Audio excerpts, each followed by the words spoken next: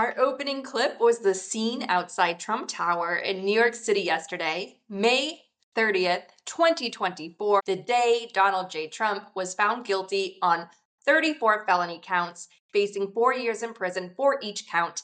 You know it's going to be a good Gaslit Nation when I need a calculator. Trump faces up to 136 years total in prison. It took only 2 days for the jury to come up with a verdict. I am as shocked as anyone. I really thought there'd be a hung jury, but New Yorkers are known for their resilience and stayed strong in the face of immense pressure, including from Trump's MAGA death cult. The scene outside the courthouse for weeks has been a MAGA circus. The big headline in this case: Trump stole the 2016 election. This was a cut and dry election interference case denying the first woman president, one of the most qualified candidates ever to run for the White House. Our world today would be extremely different if Hillary Clinton had won in 2016. That's a fact. Just look at our courts. Look at how emboldened Putin has been in Ukraine and elsewhere, and the weaponization of much needed aid by Trump and his family during the pandemic. Not to mention the horror of January 6th. Countless people would be alive today if Trump did not illegally interfere, stealing the White House in 2016. Yes, we are all still grieving from that. And as survivors of abuse, we will never fully get over it. It's a major transnational crime and tragedy for the whole world. I would be crying on every episode of this show if I released the grief that I carry in my body over how much Trump has done, how much destruction he has caused. I am one of many, many, many families that have suffered by being personally targeted by him and his Kremlin-backed goon squad. The fury I carry inside of me, I can't even put it into words. And instead, I just shove it all down to keep doing this show, to keep us in the fight, keep us engaged.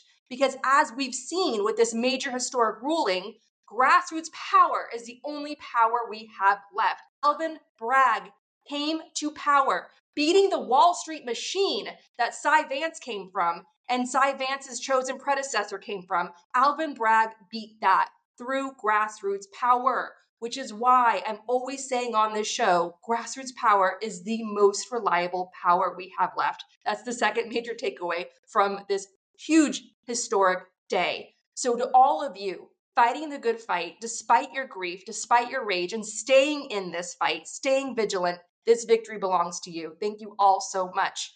And I just want to go through some major damning takeaways that all of us need to be grounded in. Yes, a Black progressive Manhattan DA brought this case, but it was 12 New Yorkers, a jury of Donald Trump's peers, carefully selected with the heavy influence of Trump's own legal team. There are high-paid experts that come in just for jury selection to stack the deck for the most favorable outcome. So these 12 jurors were as impartial as you get. One of the jurors, a woman, during jury selection disclosed that she gets her news from Trump's own social media site, Truth Social, and she still found him guilty. By the way, as you probably already know by now, Truth Social is a money laundering operation, and we're going to have a financial expert on the show soon to talk more about that, so stay tuned. Trump now faces, I want to say this again in case you need a new ringtone, Trump now faces 136 years in prison. The sentencing is July 11, so look out for hopefully another Gaslit Nation block party soon after that. The judge in the case, Judge Merchan, who is an immigrant, by the way, born in Colombia, which must make this sting even worse for Trump and his family, has been incredibly strong in this case, facing death threats and harassment against him and his family. Yes, Trump could get probation and house arrest and avoid prison. Yes, Trump and his lawyers can drag this out with appeals in New York State, but they will lose. Yes, Trump's lawyers could try to make a case that Trump's federal rights were somehow violated and try to send this up to the Supreme Court with its Fox News brain-dead majority. And yes, the most damning case against Trump by far is the stolen documents case in Florida, where Trump lackey judge Eileen Cannon is doing what she was appointed to do, which is protect Trump. But here's, again, what we all need to stay focused on. The Trump guilty verdict that no one should lose sight of this. Manhattan DA Alvin Bragg elected thanks to grassroots power. Thank you, thank you, thank you, thank you, thank you. Bragg, no, let's just slow it down now. Bragg replaced disgraced Nepo baby Cy Vance. That was not an easy victory. In fact, Mayor Eric Adams, who's been a disaster of a mayor, he's sort of like considered the Black Trump with the crazy things he says and does. And he goes out to these elite oligarch member only clubs, super private, super wealthy, exclusive clubs.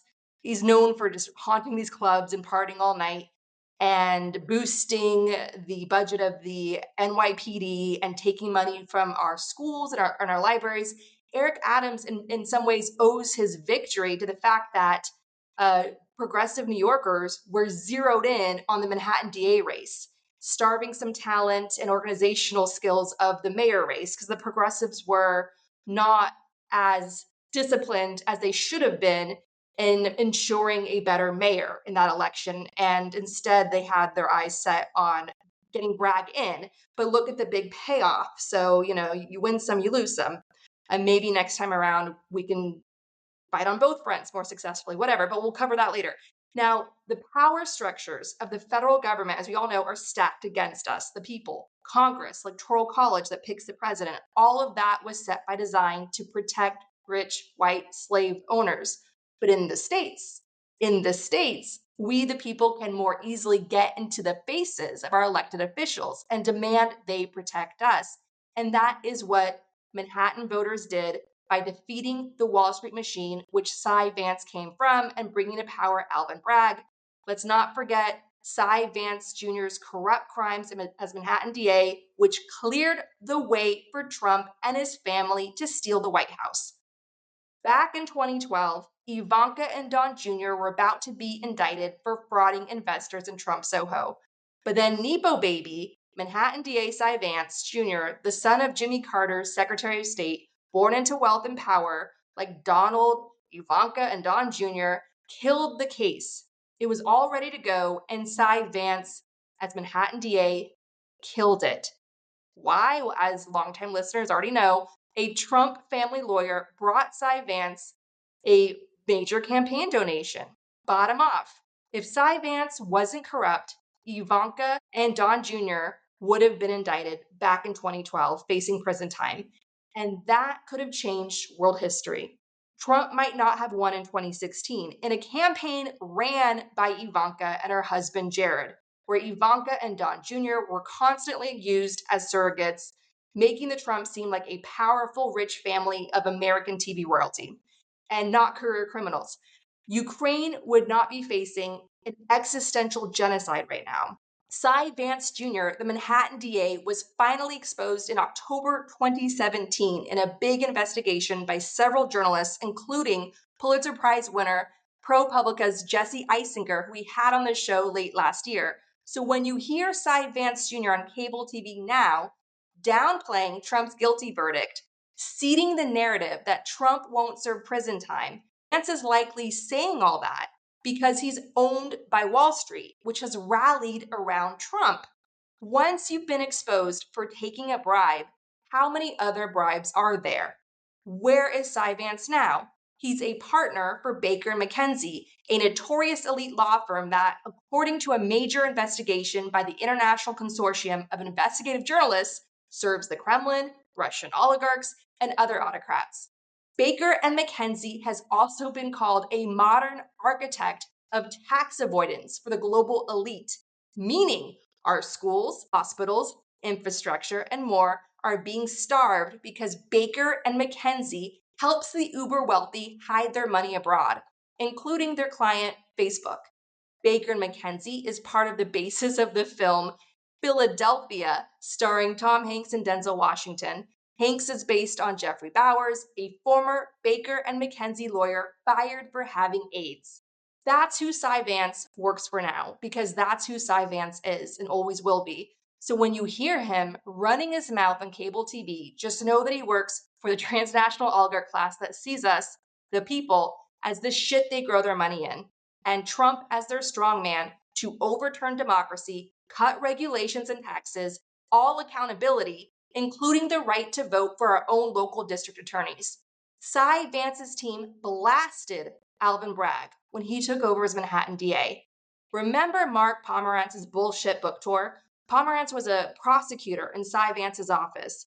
He wrote a book I won't mention here since it was a cynical money grab, protecting Wall Street interests by blasting Alvin Bragg for not continuing Vance's own case against Trump. Bragg likely didn't pursue the case developed by Vance's team because he rightfully didn't trust it. Vance nabbed Weaselberg, Trump's CFO, but declined to indict Trump. Bragg stayed the course, while Cy Vance's former prosecutors harassed him in the media, trying to discredit him. Do you remember all this? We covered it in an episode, I think, called A Book Deal Isn't Justice. I'm going to read now a thread by workers' rights lawyer Terry Gerstein that you all need to hear. I'll link to in the show notes. Terry lays out what Bragg was up against, in addition to taking on the Trump crime family. This is really nutty when you break it all down, as Terry here does. She writes, Mark Pomerantz quit Manhattan DA office in a huff over the Trump case. Now he's on a book tour, TV tour, carping about his former boss, Alvin Bragg. Also my former boss. More on that later. Pomerantz may think he's the smartest guy in the room, but his judgment is... The New York Times story contains an email from Pomerantz to the DA, Alvin Bragg. You need to respect our judgment, our decades of experience as prosecutors and defense lawyers, and the work that we have put into this case. You need to respect our judgment? First off, who talks to their boss that way? More importantly, Alvin Bragg was elected by the people of Manhattan in a democratic election. Pomerantz's email in effect says, how dare you trust your own judgment and not mine? Should Pomerantz, not the elected DA, get to make the decisions, basically because he's been at it a long time? Not to mention DA Bragg, too, has decades of experience. And to boot, does Pomerantz realize how it sounds when he tells the double Harvard, highly experienced, first Black Manhattan DA that DA Bragg needs to respect him? Another quote from the New York Times story, Mr. Bragg also failed to forge a personal relationship with Mr. Pomerantz and Mr. Dunn. Was it the DA's job to make efforts to forge a personal relationship with Pomerantz? Was the DA expected to court Pomerantz as personal friend during his first 2 months in office? Did the DA not genuflect enough for Pomerantz's liking? Pomerantz also gave the DA, did I mention the DA was elected by the people, an ultimatum. He wanted an immediate up or down decision on the Trump charges, or he would leave. Pomerantz wanted to show the DA who was boss. If Pomerantz wanted to be the person making judgment calls and running the show, there was a way he could have achieved that. He could have run for DA. Of course, experienced team members are so important in government offices, and good leaders rely heavily on them.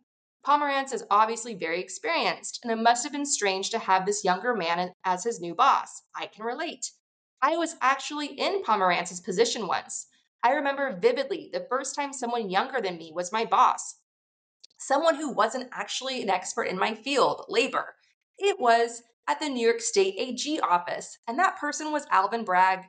If we're lucky, we get to a point in our careers when someone younger than us is the boss. And maybe they might even bring some knowledge, perspective, and value to the table. Alvin never failed to respect my expertise, experience, or judgment, or that of anyone in the AG's office. Not that he always agreed with me. I didn't get to do everything I wanted, even though I knew my field inside and out. Mr. Pomerantz, I know how it feels. Sometimes it's a bummer when you don't get your way, or when a careful boss asks hard questions about a case you really care about. That happened to me. But during all my years in government, including when Alvin was my boss, you know what I never did when I didn't get my way? Quit loudly. I also never wrote a book about me that would risk the important law enforcement work. That's probably the most shocking news about Pomerantz's upcoming book and media tour. You just don't disclose confidential information about a case you worked on in government or a prosecutor's office. Ask anyone serious who's worked in government. It is not done. There are strict legal constraints on sharing information from ongoing investigations. It's shocking that Pomerantz would write a book, talk on TV about the innards of an ongoing criminal case he worked on. There are also legal ethics. There's caring more about the work than the self. There's also your colleagues' work and the relevance of the case to the country. And there's not being an ass. In the end, what Pomerantz is doing now, endangering the case, demonstrates that in fact he doesn't have good judgment at all. Ego seems to be playing so large a role in this decision making in every part of his story. Pomerantz's book is coming out next week. He's going to be on 60 Minutes in Maddow. When he goes on a media tour trashing his former office, people should listen with a jumbo-sized grain of salt.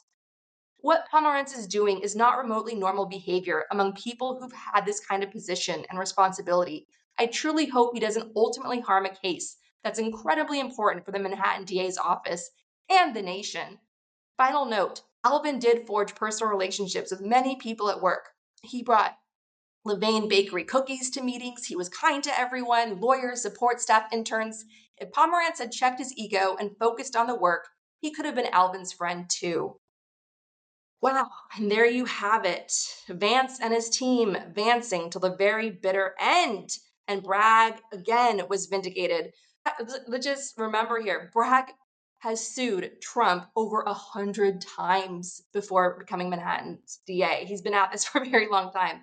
That's why progressives rallied around him. That and bail reform, which is not, I have to point out, what's responsible for an uptick in crime in New York City, which Fox News loves to fetish over. The uptick in crime is due to New York being ground zero in America for a once-in-a-century pandemic. And the oligarchs Cy Vance protects refusing to pay their fair share in taxes, leading to a budget crisis where too many vulnerable people are falling through the cracks. And our mayor, who is under investigation by the feds for being doped up on illegal foreign money, he spends his time in the clubs and doing God knows what. And so it's poor leadership and tax dodging that are not providing the New York City the strengthened social safety net that it desperately needs right now. So Bragg knows how to prosecute Trump. And I want to just point out he did it successfully at the New York Attorney General's office in prosecuting the Trump Foundation, which is why the Trumps can no longer steal through fake charities in New York anymore. That's Bragg. And he finally caught his big white racist whale, making Trump the first president with a felony. Take time to celebrate, take time to mourn as well. Hillary Clinton would be our president right now on a second term. Roe v. Wade would be safe. So would affirmative action, and our Supreme Court would not be a joke. At the heart of the Trump guilty verdict is election interference. It's a case like getting gangster Al Capone on not paying his taxes. It's been confirmed by the Mueller report and the bipartisan Senate Intel report and all of our reporting here at Gaslit Nation that the Trump family came to power by breaking the law. In November 2016, a member of the Intel community told me to think of Trump's stolen election in 2016 as the marriage of the Russian mafia in the East with the Russian mafia in the West. The Russian mafia poured their money and continue to pour their money into Trump properties, including Trump Tower on Fifth Avenue, where the feds busted their gambling ring. It took this local state case to finally make a corrupt gangster face prison time. But unfortunately, too many Americans want to live above the law, above common decency, and see Trump as their source of power to unleash the beast within. That's why so many Trump supporters, including his close friends like Jeffrey Epstein, are pedophiles. They're just evil incarnate, and we have laws and elections to protect us from their base instincts. So that's why this November, it's all hands on deck, because as Trump's lawyers throw their war chest at this case and all the others, it comes down to us, as it always has, to stop him. And we will.